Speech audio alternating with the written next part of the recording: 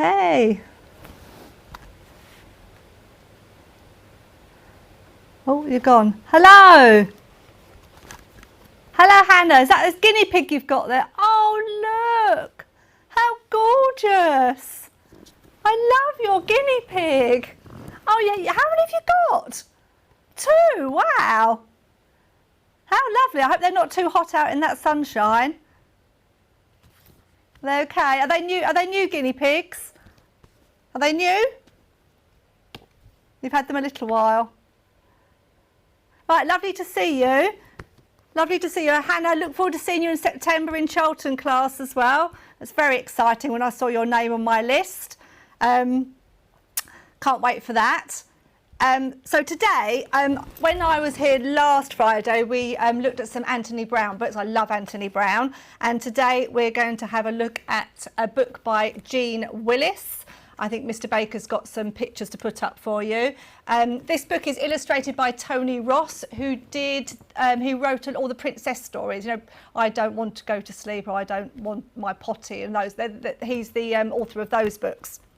So this one is called Tadpole's Promise. It has got a little bit of a shock at the end. I don't know whether if you have read this before, then you'll know what the shock ending is, but if you don't, which is good, because then you'll be shocked at the end. I'll read the blurb to you at the back as well, and it says, where the willow meets the water, a tadpole meets a caterpillar. They gaze into each other's tiny eyes and fall in love. It's a bit like a love story, this one. I love everything about you, says the caterpillar. Promise you'll never change. But we all know that tadpoles transform, and so do caterpillars. Will it make a difference to their love for each other? You bet it will. So, Tadpole's Promise. Let's go.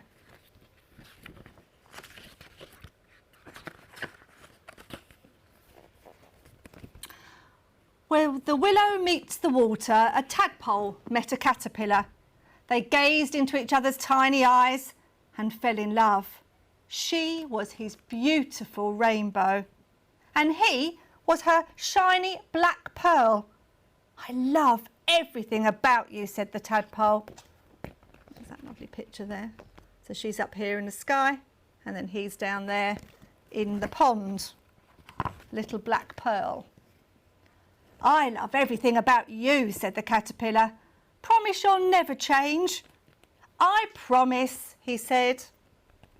And there he is, underneath, and there she is above the water. But as sure as the weather changes, the tadpole could not keep his promise. And next time they met, he had grown 2 legs.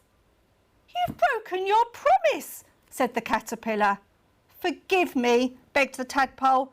I couldn't help it. I don't want these legs.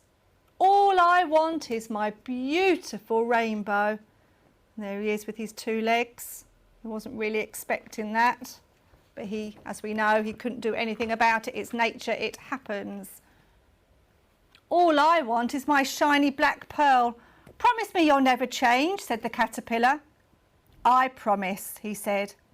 But as sure as the seasons change, the next time they met, have a look at him now. He'd grown arms. I don't think he wanted to do that either. Oh, that's twice you've broken your promise, cried the caterpillar. Forgive me, begged the tadpole. I could not help it. I do not want these arms. All I want is my beautiful rainbow. I told you it was a love story, didn't I? And all I want is my shiny black pearl. I will give you one last chance, said the caterpillar. But as surely as the world changes, the tadpole could not keep his promise.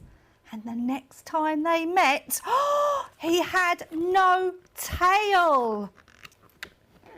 There he is there, look. Not much we could do about that.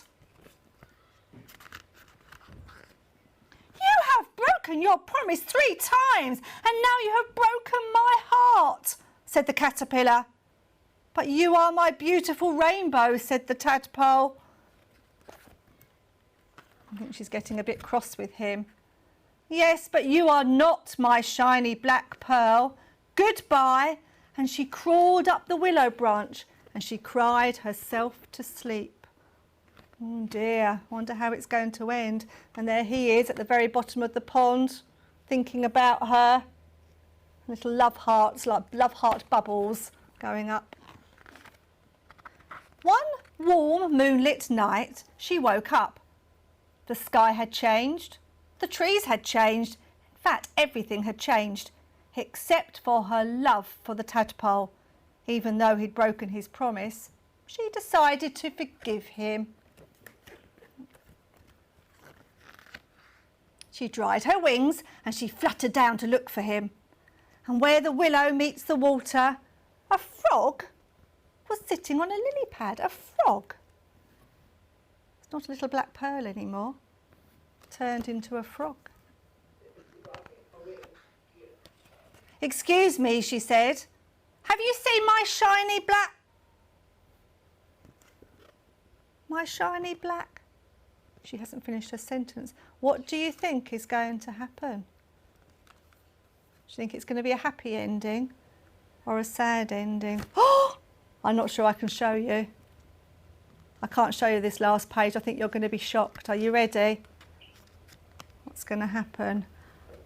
But faster than she could say Pearl, the frog leapt up and swallowed her in one great gulp. Oh my goodness.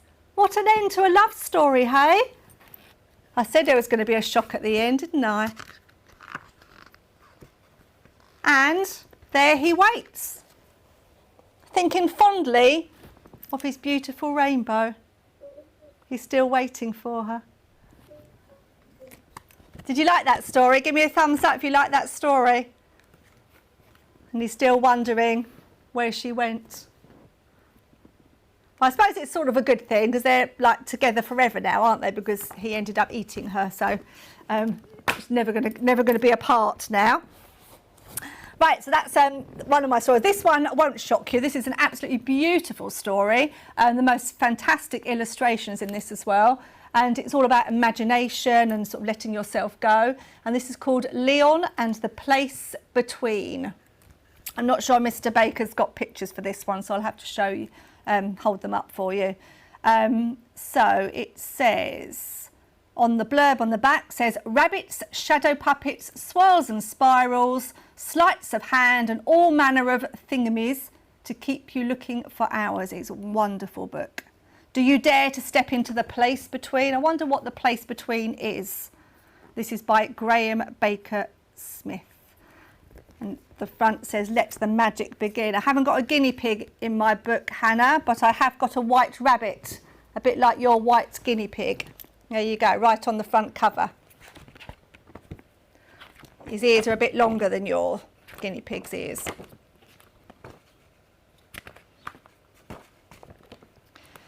So it starts off, you've got some children and a big circus tent.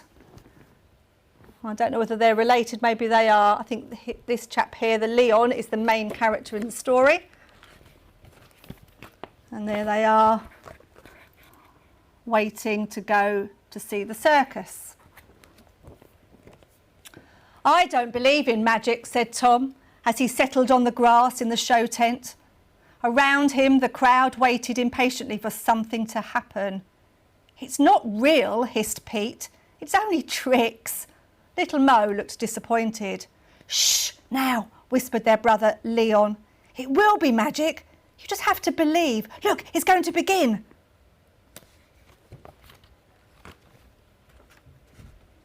Oh, I like this page.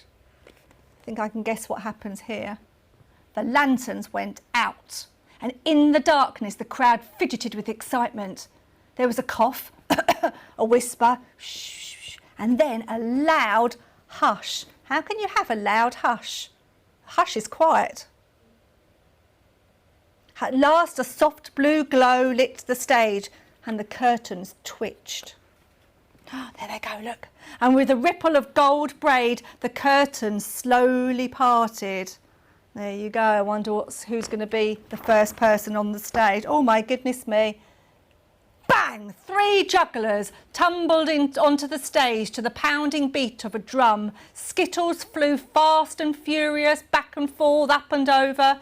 Tambourines rattled loud and louder. Skittles spun high and higher. The jugglers twisted fast and faster, and then bang, the skittles went up. But they didn't come down. Everybody cheered and clapped. The jugglers bowed and bounced away, and once more there was only darkness. Now this page you have to fold all the way out, so I'll do that in a minute. Now one dim spotlight found a barrel organ still and silent on the stage. Everyone held their breath. The handle began to turn, but there was no hand upon it. Note by note, the tinkling song of a carousel started to dance from the pipes, and there it is. It's turning around, the handle's turning, but nobody's turning it. It's a bit like magic. This page too. You come inside, Hannah, now. Is it a bit hot out there? Up jumped a barrel organ monkey, all made of wood and tiny hinges. He beckoned the moon to light the mechanical toy. A red-eyed crocodile snapped at a running boy's heel. A ballerina turned on her pink satin shoe. Painted animals paraded into the ark, and a flying machine lurched through the air, up, up and over the moon. All sorts of things on that page. It's all like magic. At last, the barrel of the organ fell silent. No one stirred, and for a moment the tiny creaks of the mechanical toys cast their own spell, and then they slowed, jerked awkwardly, and were still. The solemn monkey took a stiff bow, and the curtains closed to loud applause. "Now," said Leon, edging forward in the darkness, "now it's going to happen." And outside, in the night, an owl hooted with a swish. The curtains opened. I wonder what he's waiting for. Something exciting is going to happen. Oh, poof! A cloud of purple smoke filled the stage, and there he was, Abdul-Kazam. Sparks flew from his fingertips, and Leon could smell the magic. There he is, Abdul-Kazam. Can you see that, Hannah? I'll hold that up again so you can see. Yeah. Oh, I think Leon must have seen him before at another magic show. "Trust nothing," said Abdul-Kazam, "but believe everything." He threw his arms into the air and the magic began. Paper flowers blossomed from his sleeves. Silk scarves changed colour at a whispered word. Water poured into a hat, turned into night air, and bright white handkerchiefs became fluttering gloves. Lots of magic going on that picture. The crowd was amazed, and then Abdul-Kazam stepped aside, and there was a door into a box. Who will step into the magic? Leon knew it had to be him. He stepped up onto the stage, and he climbed into the box. There was a gasp from little Mo, and the door shut behind him. Do you think you would go into the box if you had a choice? Would you be too frightened? Not quite sure. It's a difficult decision to make. I'm not sure what I would do. Now he's gone in the box. This is what's happened. Look. This is where he was on the stage. Oops. And he's gone down, down, down, down, down. Inside, the box was not a box. It was a world of doorways to somewhere else. Leon fell down, down, down until he tumbled onto a carpet. "Hello," said a boy in blue pantaloon trousers. "Where am I?" asked Leon. "This is the place between," said the boy. "Between what?" "Between there and back again. This is a place where magic sends you." And that was the boy in the pantaloons. I'm not quite sure who he is. He looks a bit like Aladdin. "Will you show me?" asked Leon. The boy smiled. "Hold on tight." He gave the carpet a tug, and with a swoop off they flew. Everything that disappeared by magic appeared in the place between.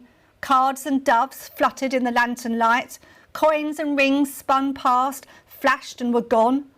Ropes, cups and balls danced in the perfumed air. A magician's assistant stepped out of nowhere as another vanished in the blink of an eye, and it was a world of astonishment, a world of the unexpected. It was alive with magic. And there you go. We've got the cards and some doves, all sorts of things that you associate with magicians, top hats. The carpet came to rest. "Do you live here?" asked Leon, his eyes huge with wonder. "No," said the boy, "but my father is a great magician. He makes me disappear every night. If I help him, he will teach me magic." And then Leon felt something soft wriggling behind him. A white rabbit climbed gently onto Leon's lap, and he nestled in his arms, and the boy stroked her ears. "She's always here," he said sadly. "She was never called back." And there he is with the white rabbit, looking like Hannah's guinea pig, with longer ears, same twitchy nose. Leon hugged the lonely rabbit and gazed around the place between, enchanted and amazed. Suddenly the boy began to float away. "My father is calling," he said. "It's time to go." Leon waved. "Goodbye," he cried. "I'll never forget." And then from far away he heard an echo of his own name. "Leon, come back to us. Leon, return." Leon felt the magic lift him off the ground and back into the darkness. There he goes. I think the magician is calling him back onto the stage. He's going to come through the box again. And there he is, flying into the darkness. Well done, Hannah, washing your hands. Maybe it's time for lunch soon. And there's his brother and sister waiting for him to come back, and I think he's about to appear. Leon heard a sharp tap. The door of the box opened before him. Leon stepped out, and with the white rabbit still in his arms. Abdul Kazam took a majestic bow. The crowd cheered and clapped. Tom and little Mo clapped loudest of all. And they look like they're really pleased to see him again. Back on stage. I don't wonder whether they probably thought, where has he gone? "Did you really disappear?" asked Pete as they shuffled out into the night. "Of course he did," said Tom. "See, this is a magic rabbit." He stroked her long, soft ears. "But where did you go?" asked little Mo. Leon smiled. "I went to the place that magic takes you," he sighed. "Can anyone go there?" sighed little Mo with a yawn. Leon lifted her up onto his shoulders. "Yes, anyone, Mo," he said. "Anyone who believes." So maybe if you believe in magic, then anything could happen, couldn't it? And I'm really pleased that at the end he brought the rabbit with him, the rabbit that was sort of trapped, and he's brought him with him, and I'm really pleased about that. Maybe it's going to be a new pet for him to look after. Okay, that's a really lovely book. If you get a chance to find that book and have a look at all the illustrations, it is really, really beautiful. It's definitely one worth looking at. So that is all from me, Mrs. Ablethorpe Storytime. Just to wish you all a very, very happy summer holidays. Enjoy the sunshine whilst you can, and we will see you in September, learning lots of new things, meeting some targets, making lots of new friends. Hi Jude. Lots of new friends as well, meeting new teachers, and lots of laughter and having lots of fun. So I will see you all in September. Lovely to see you. Bye.